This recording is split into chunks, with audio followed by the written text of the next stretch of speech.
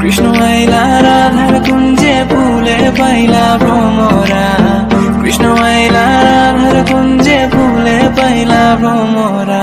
ময়ূর বেশেতে সাজন রাধিকা, ময়ূর বেশেতে সাজন রাধিকা। কৃষ্ণ আইলা রাধার কুঞ্জে ফুলে পাইলা ভ্রমরা। প্রথমেই বলে রাখি, গল্পটি সম্পূর্ণ কাল্পনিক ভাবনা থেকে তৈরি, এর সাথে বাস্তব জীবনের কোনো মিল নেই। ভিন্নভাবে তৈরি করা হয়েছে গল্পটিকে, সো কেউ সিরিয়াসলি না নিয়ে বিনোদনকে বিনোদন হিসেবেই নেবে। গল্পের শুরুতেই আমরা দেখতে পাই আমাদের গল্পের নায়ক কিম তেয়ং ওরফে ভি একটা বইয়ের পৃষ্ঠার মধ্যে একটা ছোট মেয়ের ফটো দিকে এক দৃষ্টিতে তাকিয়ে আছে এবং মনে মনে কিছু একটা ভাবছে। সেদিন ছিল বসন্ত উৎসবের দিন, অর্থাৎ রংদোল। জিন তার প্রিয় বান্ধবী ইয়ঙ্গির বাড়িতে যায়। সবাই তখন ড্রয়িং রুমে বসে, কুকি তখন আবির নিয়ে সব বড়দের পায়ে দেয়। তখনই ভি তার পুচকি ছোট্ট ক্যামেরা দিয়ে কুকির একটা সুন্দর পিক তুলে নেয়, কেউ দেখতে পারে না। এরপরই কুকি সব বড়দের পায়ে আবির দিয়ে শেষ করে ভিয়ের কাছে আসে। ভি মনে মনে করে কুকি তার পায়েও আবির দেবে বোধ হয়। তাই যখনই ভি কুকিকে বারণ করতে যাবে, এমন সময় কুকি ছোট ছোট দুটো হাতে মুঠো করে আবির নিয়ে ভিয়ের মুখে লাগিয়ে দেয়। এরপর ভি ভয়ঙ্কর রেগে যায়, কারণ ভি একদমই এসব পছন্দ করে না। এটা দেখে আরএমজিন হাসতে শুরু করে আর ইয়ঙ্গি কুকির কান ধরে নিয়ে গিয়ে অনেক বকা দেয়। কুকি ভ্যা ভ্যা করে কাঁদতে শুরু করে আর মারও দিতে যায়। তখনই আরএমজিন ইয়ঙ্গিকে আটকায় আর যে হোক কুকিকে নিজের কোলে তুলে নেয়। তখনই জিন ইয়ঙ্গিকে বলে, বাচ্চা মানুষ, ভুল করেছে, বকা দিয়েছিস, তাই বলে ওকে মারবি? একদম দূরের শিশু, কিছু বোঝে না। হ্যাঁ, এটা কিন্তু ঠিক করনি তুমি শালিকা। দেখো ইয়ঙ্গি, এটা একদম তুমি ঠিক করনি। দেখো মেয়েটা কতটা ভয় পেয়ে গেছে। মানছি ভুল করেছে, তাই বলে ওকে মারবে? অন্যদিকে বি দাঁড়িয়ে দাঁড়িয়ে ফুলছে। আরএম জিন এরপর বিয়ের কাছে যায়। আরএম বলে, ভি বাবা চলো, তোমার মুখটা ধুয়ে দেবো। না ড্যাডি, আমি বাড়িতে গিয়ে ধুয়ে নেব। এখনো বাড়িতে যাওয়ার অনেক দেরি আছে, চলো তোমার মুখটা ক্লিন করে দিই। নো ড্যাডি, আমি যখন একবার বলি তুই বাড়িতে গিয়ে ওয়াচ করব, তখন বাড়িতে গিয়ে করব, আমি এখানে এক মুহূর্ত থাকবো না। ভি বাবা, ড্যাডের কথা শোনো, আমরা একটু পর বাড়ি যাব। নো মম, আমি যখন বলেছি একবার এখনই যাব, তো এখনই যাব। এবার কিন্তু তুমি বেশি বাড়াবাড়ি করছো। ড্যাডের কথা শুনছো না, আমাকে অ্যাংরি হতে বাধ্য করো না। নো। ওকে ফাইন, বুঝতে পেরেছি তুমি আমার কথা শুনবে না, তো তোমাকে মারতেই হবে। এই বলে আরএম যেই না ভিকে এক চড় মারতে যাবে, তখনই জেহব আটকায় আর বলে, তুমিও কিন্তু একই ভুল করছো। তখন আরএম থামে। কিছুক্ষণ পরই আরএম এর ফ্যামিলিরা চলে যায় নিজেদের বাড়িতে। পর অনেকগুলো বছর কেটে গেছে। আরএম এর ফ্যামিলিরা এখন কোরিয়ায় শিফট হয়েছে, তারা ওখানেই থাকে। আর জেহবের ফ্যামিলিরা ইন্ডিয়াতেই থাকে। সেদিন পর থেকে তারা দুই পরিবার কোনোদিনও এক হয়নি। এক দৃষ্টিতে তাকিয়ে আছে ওই পিকটার দিকে। তখনই একটা মেয়ে ভিয়ের হাত থেকে পিকটা কেড়ে নিয়ে বলল, কি রে দাদা, এটা কি তোর কোনো ছোটবেলার জিএফ নাকি? হ্যাঁ হ্যাঁ, আনমনে বল, তোর বৌদি। কি? আমার বৌদি? দাঁড়া, মার কাছে গিয়ে বলছি তুই পড়াশোনা বাদ দিয়ে এসব করছিস। না জিমিন, এসব কিছু বলবি না, আর পিকটা আমাকে দে। এরকম ব্রেকিং নিউজ মাকে না বললে হয় বল? না দেব না আমি, দেব না আমি তোকে পিকটা। হ্যাঁ হ্যাঁ হ্যাঁ হ্যাঁ। জিমিন, এবার কিন্তু তুই বেশি বাড়াবাড়ি করছিস, তোকে বলেছি পিকটা আমাকে দিতে। এরপর ওরা খুনসুটি করতে থাকো, আমরা যাই। ভি, তোমার আজকে নতুন স্কুলে জয়েন, আশা করি তুমি জানো। আর একটা কথা বলি, যেহেতু ওই স্কুলটা আমারও, সো তুমি এমন কিছু করবে না যাতে আমার সম্মানহানি হয়, ওকে? Okay dad. হয়েছে তোমাদের, এবার তোমরা ব্রেকফাস্টটা তাড়াতাড়ি করে নাও, না হলে খাবার ঠান্ডা হয়ে যাবে যে। এরপর আরএম ভি নিজেদের মধ্যে খাওয়া শেষ করে।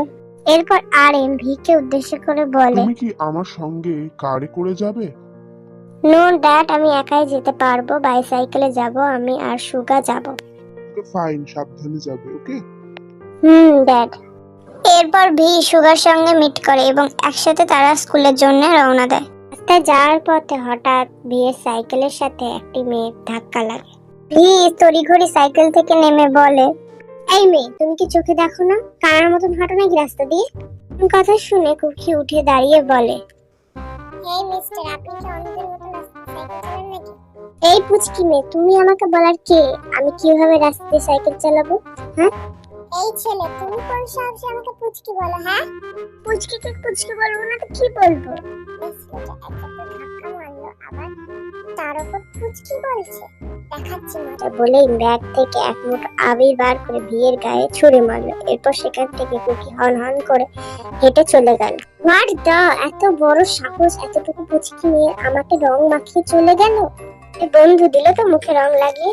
এবার বস, তোকে দেখতে সম্পূর্ণ ভূতের মতন লাগছে। Shut up.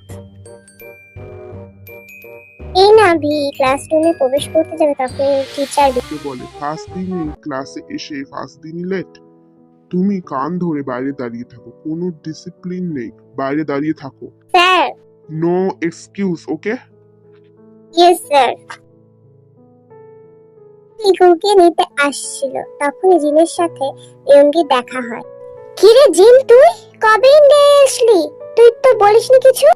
আরে হঠাৎ এসেছি, আর এমনি কি মনে হলো বললো চলো দেশে ফিরে যায়, আর এখানে ভালো লাগছে না। আচ্ছা, বাট তুই কিন্তু এটা না জানিয়ে আমাকে ঠিক করিসনি। যাই হোক, এখানে কি করছিস তুই? এই তো কিছু কেনাকাটা করতে এসেছি। ও আচ্ছা, তুই এখানে? এই তো মেয়েকে স্কুল থেকে আনতে যাচ্ছি। আচ্ছা, তোর মেয়ে এখন অনেক বড় হয়ে গেছে মনে হয় না? সেই ছোট্টবেলায় দেখেছিলাম। হ্যাঁ, সে তো হবেই, মেয়েরা তো খুব তাড়াতাড়ি বড় হয়ে যায়। তো তুই একদিন আসিস? আচ্ছা, যাব। আর জিন আর ইয়ঙ্গি দুইজন দুই দিকে চলে যায়। এরপর আবারও কয়েক মাস কেটে যায়। দেখতে দেখতে বসন্ত উৎসব চলে আসে। সেদিন জিন আবারও প্রথমবারের মতো ইয়ঙ্গির বাড়িতে যায়। কুকি আবারও প্রথমবারের মতো সব বড়দের পায়ে আবির দেয়, তবে এবার আর কুকি ভিকে আবির দেয়নি, বরং দুজন দুজনকে দেখে শকড হয়ে গেছে। কুকি ভিকে দেখে রেগে মনে মনে বলে, খাটাস বদমাইশ ছেলেটা এখানে কি করছে? ভি মুগ্ধ নয়নে কুকির দিকে তাকিয়ে রয়েছে। এটা জিন লক্ষ্য করে। তখনই জিন বলে ওঠে, এবার আমার নিজের ঘরের লক্ষ্মীকে নিজের ঘরে নিয়ে যেতে হবে। মানে? খুবই সহজ, তোমার এই লক্ষ্মীমন্ত মাটাকে আমার ঘরের মেয়ে হিসেবে চাই। এটা কি বলছো বড় শালিকা? আমার মেয়ে তো এখনো অনেক ছোট। হ্যাঁ, আর ভিও তো এখনো প্রতিষ্ঠিত হয়নি, নিজের পায়ে আগে দাঁড়াক। আরে তোমরা এত ব্যস্ত হচ্ছে কেন? আমি তো শুধু সম্বন্ধটা পাকা করে রাখছি, পরে ওদের বিয়ে দেব। কি মা হবি না আমার ঘরের লক্ষ্মী, আমার বিয়ের বউ?